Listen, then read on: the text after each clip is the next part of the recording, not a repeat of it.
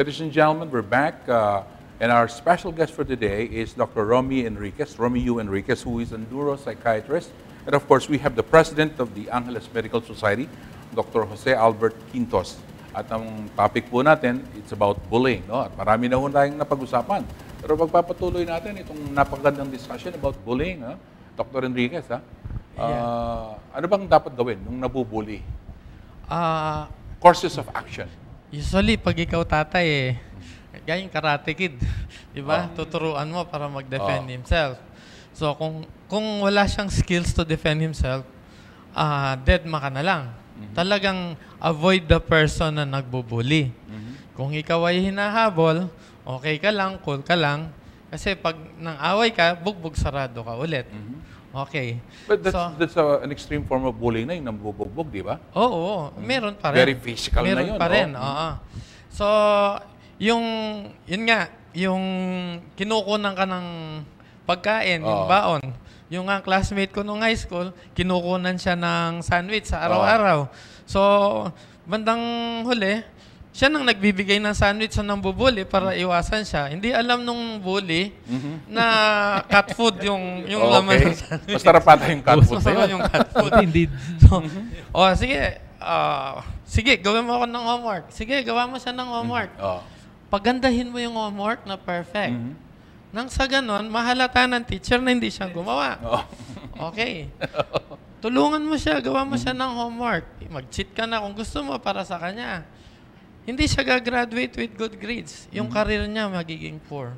So ikaw nakakaganti eventually. Oh, that's the way. So the revenge is long-term pala. The revenge of the nerd. The revenge of the nerds. It will be longer.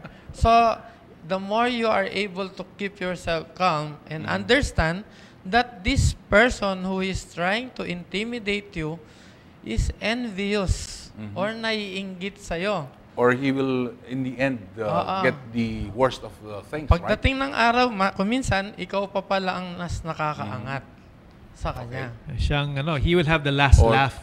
Yan. Tips po yan sa mga nabubuli, ha? Yun yung kailangan na aanuhin ng mga bata na potential na victim. Okay, so... Yun ang don't get mad, get even. Ganun ba yan? Get even nga na. Pero by being nice. By being... Pag ginawa mo siya ng assignment, hindi siya natuto. Pagdating ng exam, bagsak siya. Ganun lang yun. O baka naman mangungopya naman. Okay, continue, Doctor. This is very interesting. So more or less, yung common sense pa rin yung advice na first protect the child physically.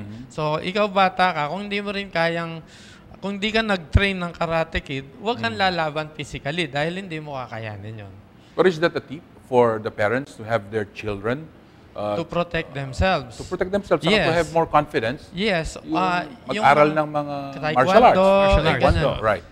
Usually, pag alam nila you're firm with yourself, hindi ka natatakot, hindi ka babother. Okay, nung mga gang o nung mga bully. Pero pag konting pag nanginig ka, yari ka. So, another tip is, anong tawag doon? Sleep with the enemy. So, kung di mo kaya silang awayin, di makibarkada. If you can beat them, join them. Join them. If you can beat them, join them. Barkadahan na lang kayo. Di ba? Yung, reverse yan, ha? Reverse, tapos yung, pag niloloko ka, tinutokso ka dahil malaki yung tenga mo, o kalbo ka, malaki yung tiyan mo, okay, ikaw na mismong mang-asar tungkol sa sarili mo. Kasi if you joke about yourself, sa buong klase, tumatawa sila, wala nang mangloloko sa'yo kasi you remove the, wala na yung laughter factor. So, wala na yung asar factor. So, pag may nang asar sa'yo na, hoy, babayaran yung tatay, hoy, ampon ka lang, tatawa-tawa ka lang, okay lang yon. Pero pag nagalit ka, lalo kang... sunod-sunod dyan, ang dami niyan. Patay ka. Kaya pag nagagalitan ka ng misis mo, kagalitan mo sarili mo. Di ba sabi mo, pag hindi ka napikon, hindi na enjoy. Tama. So, yung last, yung iwasan mong sa maraming tao, nakikita mo yung nangaasar. Pero kung kayo lang dalawa, Hindi yun mga asar kasi walang nanonood. Pero yung sabi mo, kahit maraming tao, meron siyang audience. Ikaw na rin ang makasar sa sarili mo. Mang-asar ka na sa sarili mo. Cool na yun. Oo. Okay. So, kunyari, pilay ka, niloloko ka, pilay ka. Dati nagagalit ka. Ay, i-exaggerate mo na lang para magtawanan na sila. Titigil na sila. Magiging marami ka pang friends doon, no? Napapatawa mo sila. Yeah. So, pinakamatindi ang bullying na yan somewhere dun sa grade 5 pataas. Pinaka-maximum dun sa first 2 years ng high school. Pagdating na ng 4th year, babarkada na kayo, no? bawas na ng konti. At nawawala na halos sa college unless nasa ano ka, yung gang culture, yung barka-barkada yung community. Pero kung sa college na normal, hindi gaano. Tama. Ngayon, college na yan. Kanina, I asked a question about yung workplace. Sa workplace, di ba?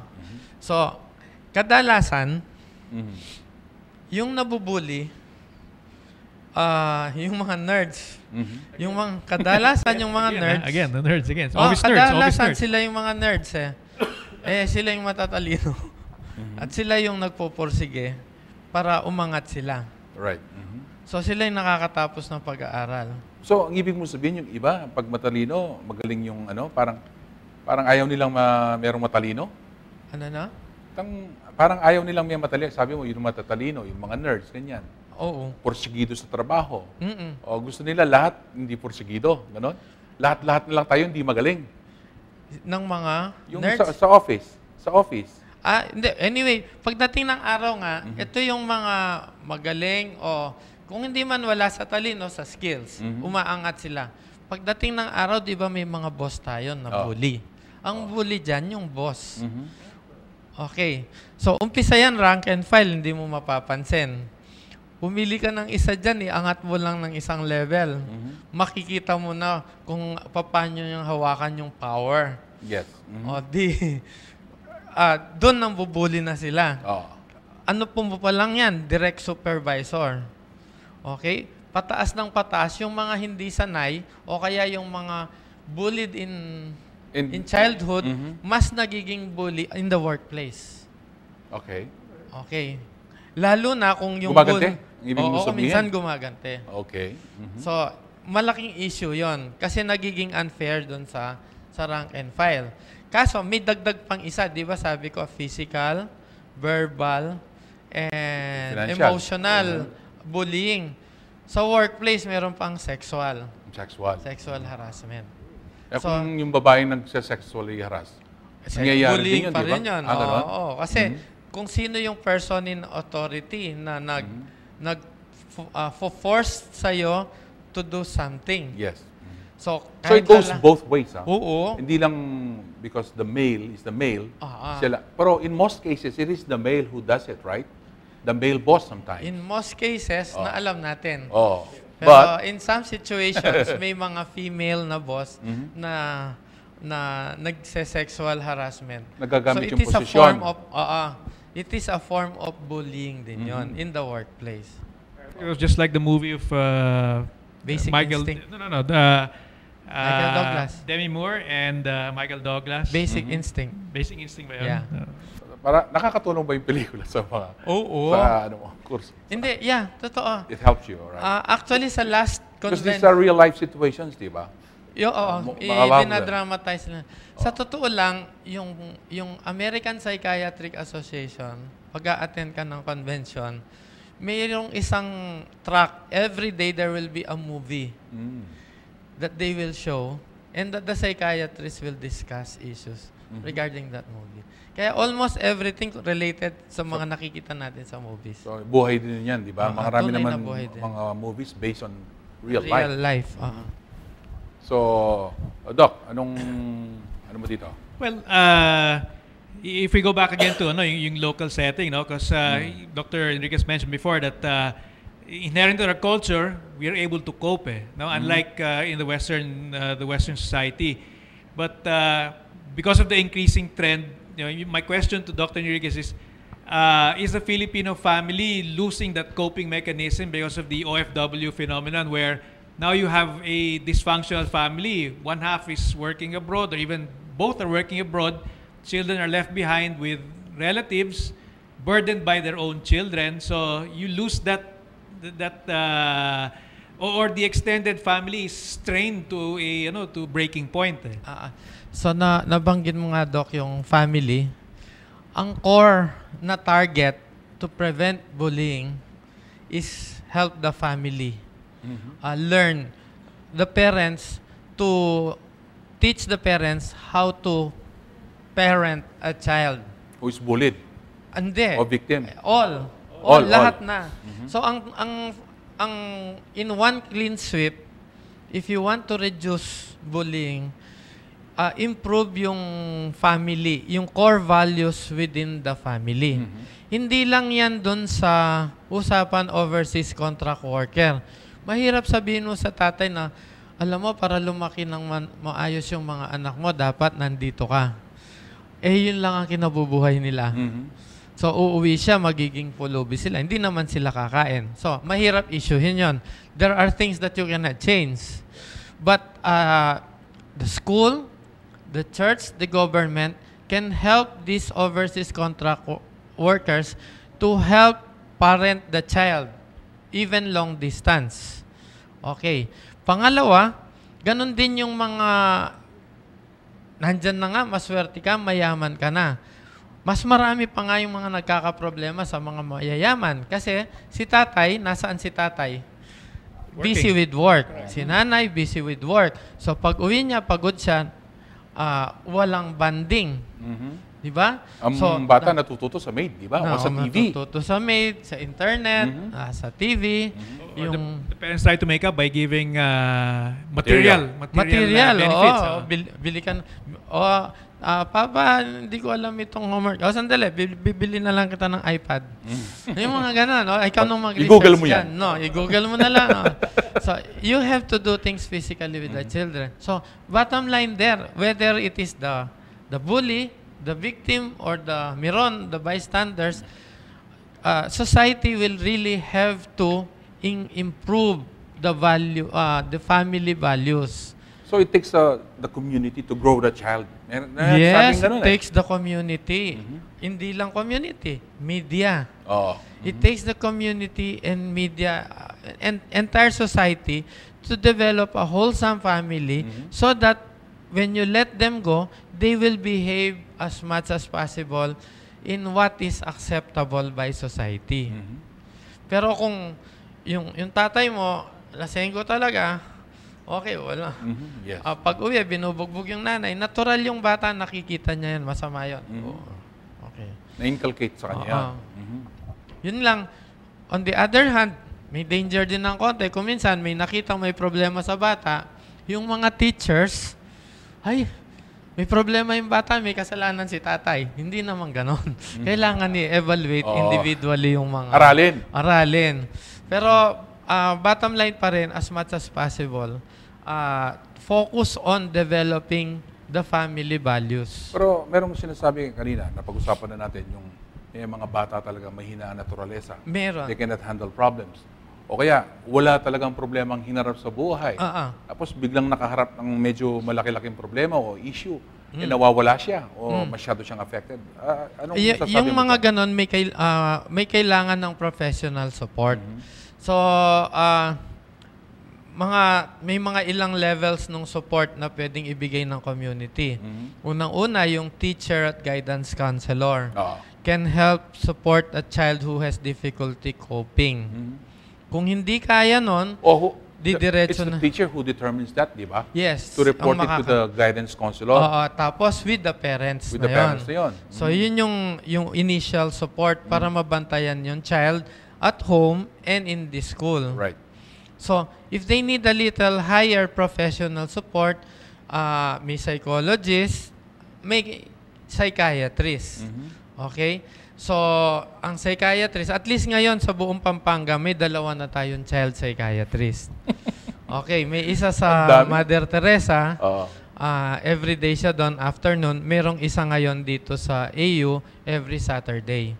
So, yun yung professional level. Yes. Ang church, meron din.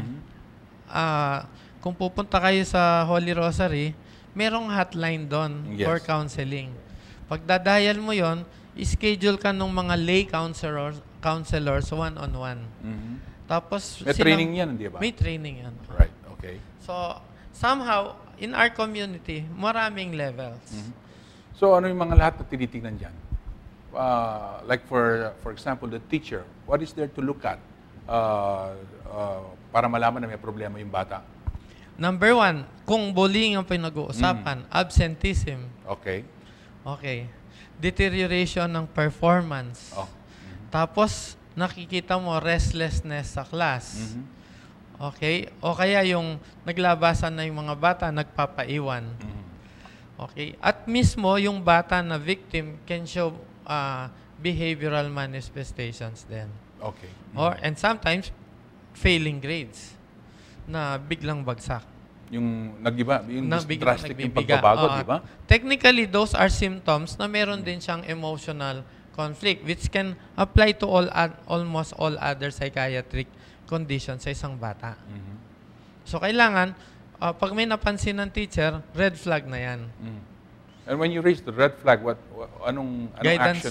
Guidance counselor. Guidance counselor? Okay, and kasama yung teacher trying to Makikiusap identify muna. o kakausapin yung bata. Pero hindi yan yung bata na, ayan, nandyan ka. O iho, bakit ka nagkakaganyan? O kasi ganyan-ganyan. Hindi pwede. Kailangan, you use your mother instinct na, EQ. oo, Quotient. nilalaro mo lang yung bata at kwentuhan simple. Kasi kung ginawa mong formal, hindi magsasalita yan. So pag na-realize mo na mabigat yung problema ng bata, minsan may signs of abuse din sa katawan, you have to inform guidance counselor, eventually the parents have to be informed. Yun ang mga tinitingnan, at mga initial na ginagawa ho ng mga teachers and then going to the guidance counselor. Eventually, sabi mo, team na yan. Yes. Including the parents na yan. Yeah. Okay. But most of all, siguro, out of 7 na incidents, isa lang ang nire-report. Mhm. Or if at all, 2 lang out of 7 ang nakikita ng teacher. Kasi sometimes, the teacher, paglabas ng classroom, Stress hindi na na rin, nila no? tinitingnan yung hindi na nila nakikita yung dynamics ng mga bata. Kasi, di ba, paramihan na ngayon ng school. Parami ng estudyante Hindi na uso yung, hindi na uso nung tayo, 30 lang tayo sa klase. 35, gano'n. 30, 35. So ngayon, nasa 50 na. So kung minsan, hindi na namomonitor ng teacher.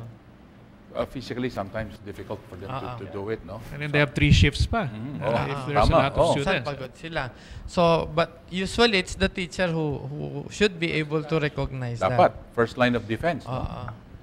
So sa bahay naman, anong mga, So, sa bahay, depende rin. Yung Merong parents din na nag-check, di ba? napapansin mo rin na ang number 1 clue sa bullying sa bahay, yung ayaw niyang pumasok. Mhm. Tapos pag summer, magbo-volunteer yung bata na mag-taekwondo, tapos hindi mo papansinin. Yeah. Tapos yung sandwich nila, pinalalagyan ng dog food. Palagyan ng cat food. So, ayan marami. Pero, there's so many instances now in media that you read or watch about certain bullied individuals na nagsusuicide. Ito ba, is this an extreme, extreme result of bullying or some other factors that you have to consider? Usually, nasa extreme part na para sa isang bata Yes. na mag-suicide. Ang ano doon, they would have called for help and nobody answered. They would have asked for help from a teacher but they were afraid to. They would have wanted to tell their mother but instead be scolded. Okay, they Or would she's have so busy, wanted no? to call their father pero dahil may baril si tatay, lulusob siya sa eskwela, tututok. Nangyari na yan, di ba? Nangyari Which na happened, yan. yeah, which happened. So things like that. In So Manila. kung minsan, nakikimkim ng bata yung problema dahil walang nakarecognize. Right. So then, parang at that point in time, akala nila ang solusyon na lang wala na. Mawala na sila. Mawala na. Yun ang nakakatakot. And it's happening now, no? Not only in the It Philippines, may happen, but all over. all over the world, right?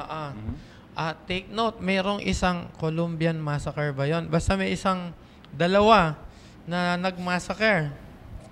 They were bullied in childhood. So, mga ganon ang mga senaryo. Mga extremes, no? Extremes. Mga extremes yan. Na imbes sila mag-suicide, Sila manakit. silang nanakit. So, Which is a possibility also.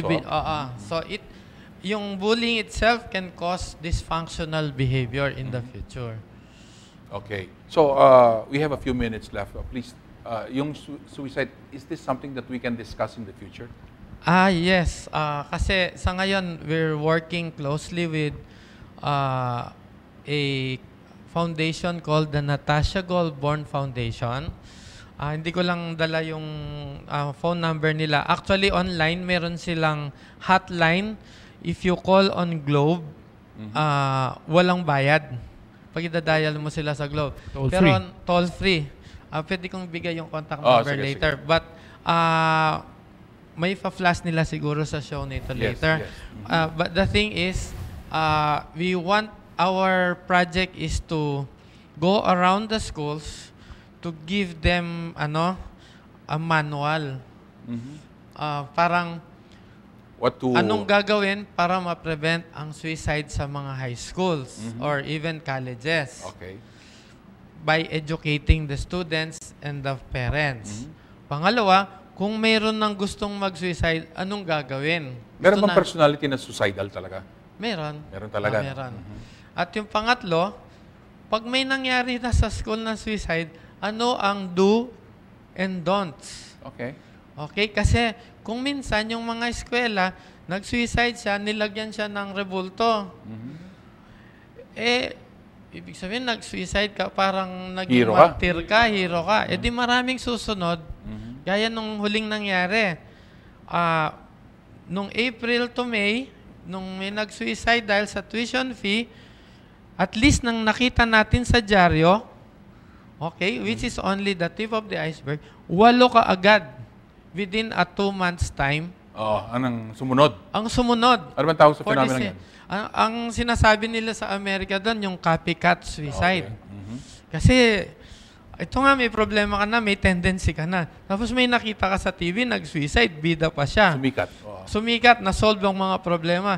Ako na rin, gagawin ko para ma-solve ang problema. Okay. Yun ang kinatatakot. You'll be ready for that topic again. Doc, later. Yes, maybe. I think Dr. Enriquez said that we can, in fact, even invite the chairperson of the president of the Natasha foundation. Goldborn Foundation. And during that episode, probably I want to ask this question: is there a biochemical factor in either bullying or in suicidal tendencies? Have they identified is there something genetically or biochemically wrong? Ang sagot pa rin dyan, multifactorial. Maraming bagay ang nagkakaroon ng dahilan para maging ganito ang behavior ng tao. Pwedeng bugbog sarado siya ng tatay niya pero hindi siya magiging bully. Okay? So, pwedeng baligtad, suicidal lang lahat ng magkakapatid, siya hindi. So, maraming factors pagpatong-patong. Kaya yun nga, yung tuition fee issue, hindi lang si tuition fee may kasalanan doon. May iba pang bagay. Tama. No, so we have always to look at things from a wider perspective. Maraming dahilan bago ka mag-conclude na ito ang kaisa-isang may kasalanan. Okay, thank you very much, Dr. Yes, that's why the approach is holistic. Yes. The solution is holistic. Okay. Wala ka na munang dadagdag o meron pang gusto ihirit? Pero we must invite you again, okay? Yeah, sure. Okay. Yan po, nag-commit na ho si Dr. Romy Enriquez, isa pong neuropsychiatrist. Siya po, alam nyo, yung AUF, siya nag-handle niyan. Minamanage yung hospital. Hindi pa. Hindi ba? Okay. Delete. Ano lang, kasali lang sa staff. Parang nabubuli ka. Binubuli ako. Kasali lang ako sa staff. But kaibigan ho natin yan. Matagal na kasama ho natin sa dorm. At I'm very, very happy that ang dami ho niyang natutulungan na tao. Alam niyo ho, kukunti lang sila. Pero yung task nila, yung trabaho nila, mas marami ho. Because of the fact that, as he mentioned, statistically, we are over 90 million Filipinos, tapos 400 lang ho sila sa buong bansa, mga kaibigan. So, kailangan po natin sila at kailangan na marinig po natin sila para nang sa ganun nagkakaroon po tayo ng edukasyon, no? At nalalaman po natin kung ano mga dapat gawin, anong mga hinahanap ng mga guro, anong hinahanap ng mga magulang para maiwasan po natin ang mas malalang problema para sa mga anak po natin. So, we're gonna have him again. We're gonna have si Dr. Quintus again. Very, very active po sila dito sa ating pong programa. At maraming salamat po sa mga tumatawag sa atin at sa mga nag-i-email, nag-text at thanking us for giving more time about yung pong pangkalusugan ng mga topics dito sa ating programa. You have a nice day now. Ito po si Sunny Lopez sa inyong programang Aksyon Central Luzon Special Edition.